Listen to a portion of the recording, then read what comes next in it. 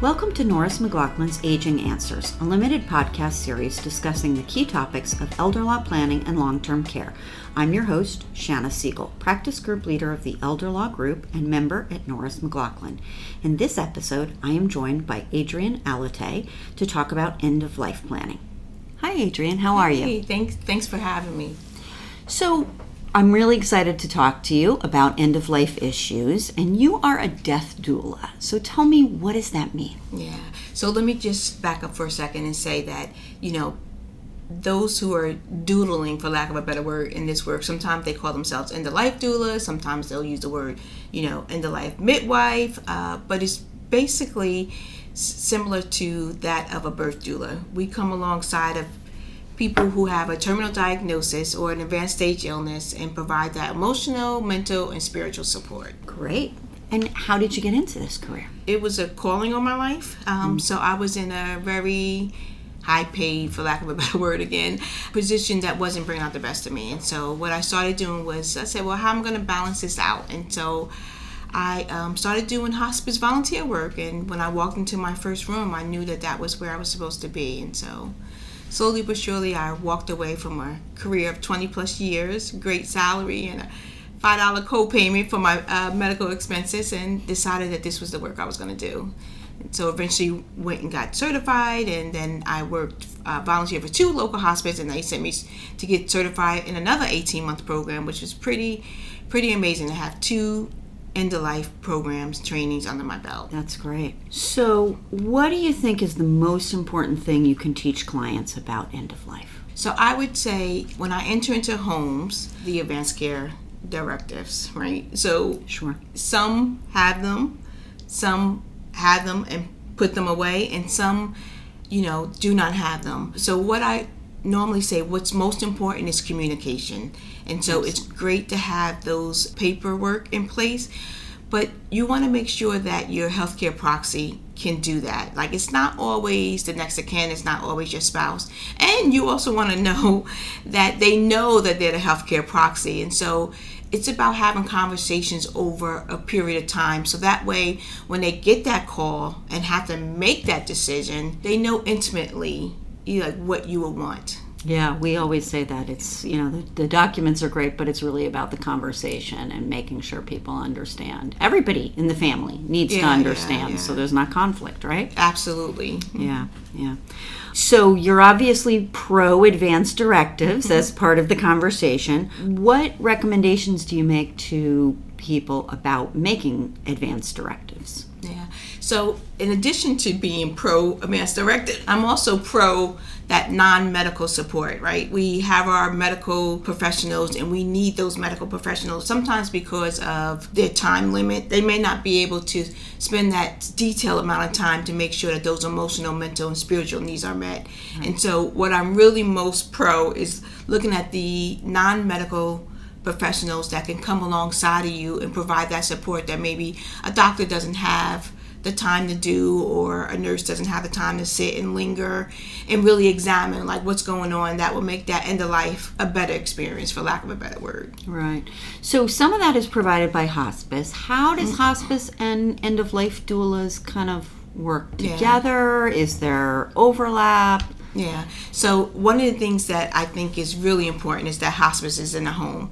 And so if I go into a family and hospice is not there, I will educate, because, they do that medical piece. You have that care management nurse who will oversee the medical process. I don't do that. And it's very important that you have access to a medical team once you have that terminal diagnosis.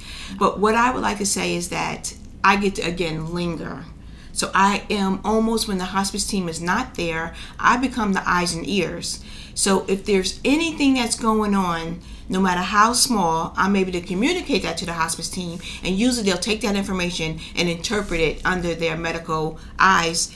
And so that way it's not so much reactive, they're more proactive to be able to provide that care. And so we definitely walk alongside of the hospice team. We have the National Hospice Palliative Care Organization, and they actually have a subdivision that focuses on end-of-life doulas.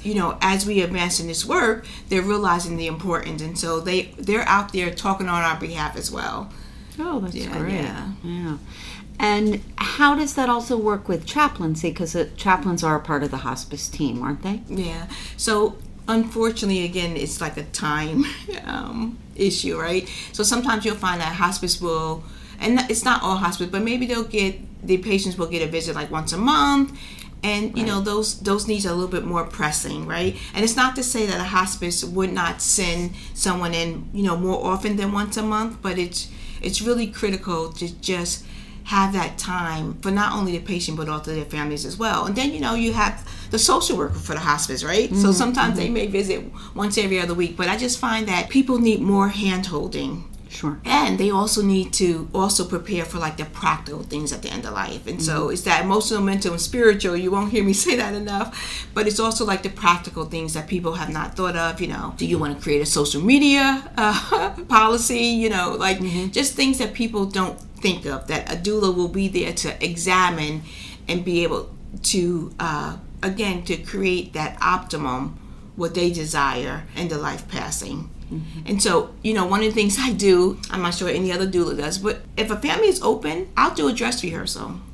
Wow. And so what that does, it brings humor later in life, but it also, one of the things why death is one of the biggest fears is that it's like the unknown. So if we do a dress rehearsal and people are at the table, they know what to expect, they know that anything can go anyway, but it just lessens the fear and the concern and all those internal things that are going on within the patient, but also the family. Yeah. Well, again, it sounds like it's about having that conversation and communication, right? Absolutely. Yeah.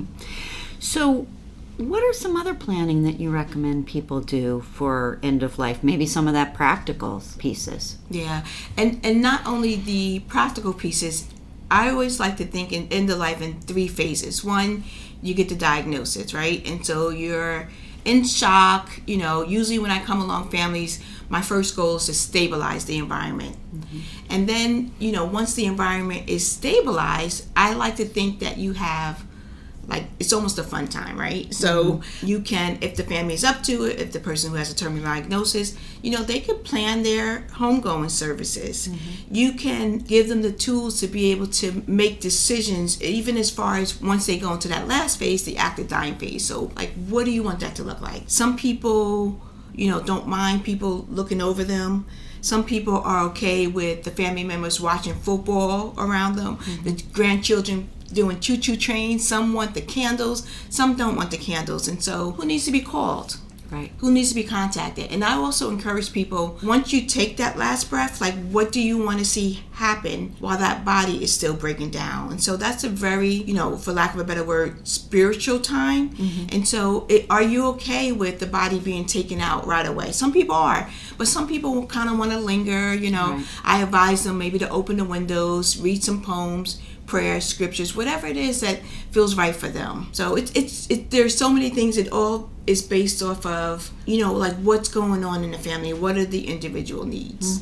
Wow, it sounds like it could really be a beautiful time instead of that, like, just shock and immediate grief. You know, it feels like you can make it much more peaceful if you think about it ahead of time. Yeah, and so there's research that said that proves that exact point.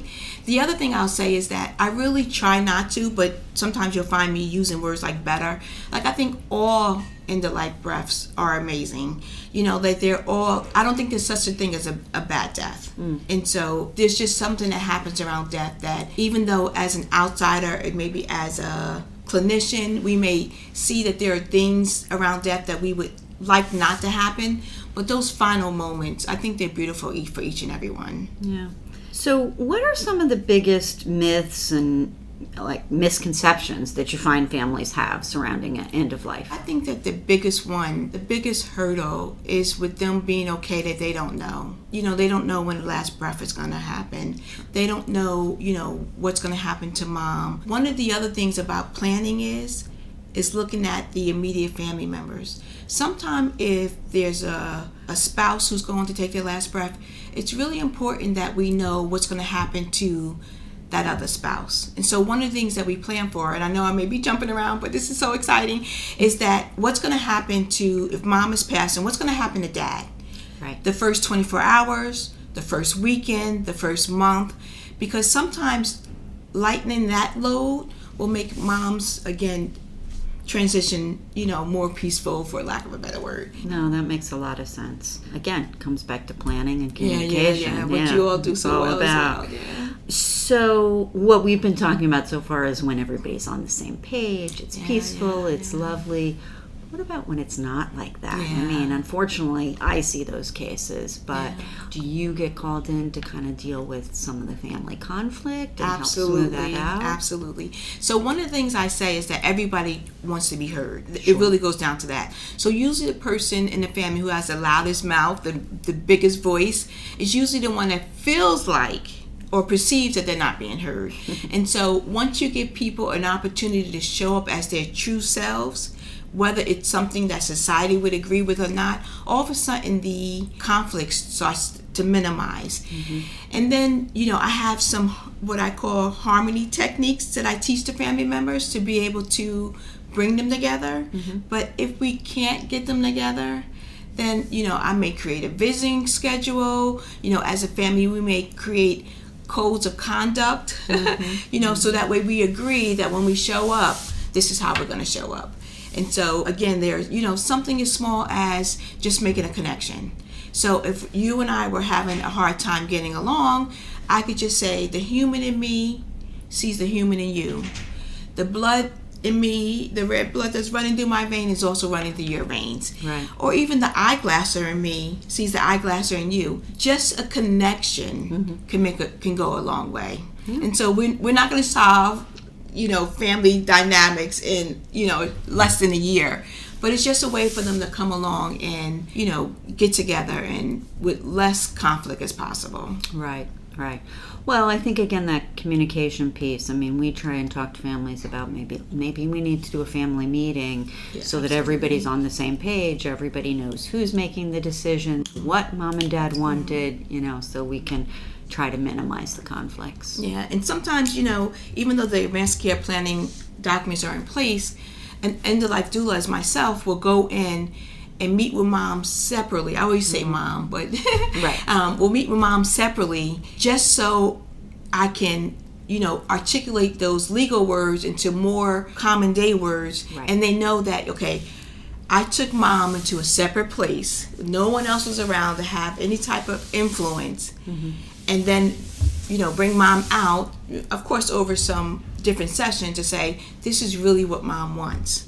Right. Sure that there was a neutral party there having those conversations. Yeah, no, that's great. We try and do that as well. Recently, I've been asked by several clients about the New Jersey aid in dying statute. Mm-hmm. And I have worked with a few clients on that process. I'm wondering if you've had some experience with this and, how you can share that. Yeah, so I've actually been certified in the medical aid in dying. Okay, great. I would say that everyone should be educated. A lot of people don't know that that's an option. Mm-hmm. It's a personal decision. Where I feel most comfortable is a lot of doulas are going in there at the final moments to help administer, to support the family. I feel more comfortable getting them to the point of making that decision. So supporting them, letting them know it's okay if that's your decision, education.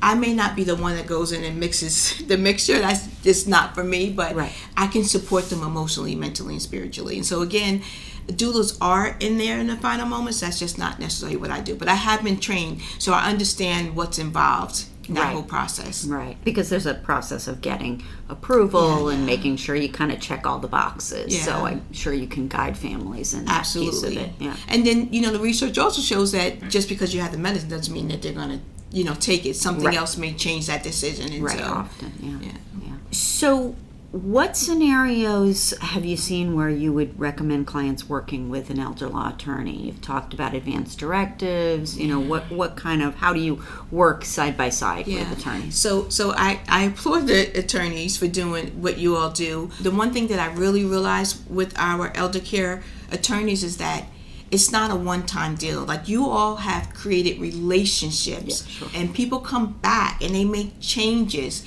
Outside of advanced care directives, I think we need to have conversations about finances. Mm-hmm. And so a lot of what I would, talk to people about is to make sure financially, as well as that whole will piece too, right? Like one of the things that I do help my clients do is that if it's possible, and you want someone to have something, maybe we could come up with a way to give it before your last breath. Right.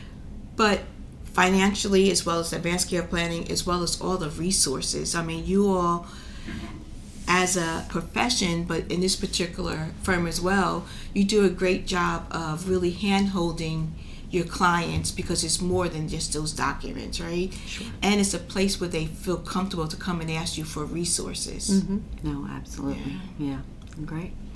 Is there anything else you want to share with our listeners before we go? Well, I guess the biggest thing is that there's non-medical assistance advocacy there to support you through all stages of the medical healthcare field. I would say that that's my biggest probably takeaway, that seek out those resources to be able to, again, advocate and support you, and, hold your hand and hold your loved one's hand through any type of medical situation. Yeah, I mean, people don't have to do this alone. And, exactly. Whether it's dealing with the, with the legal documents, or dealing with the, social and spiritual support you provide. It's important.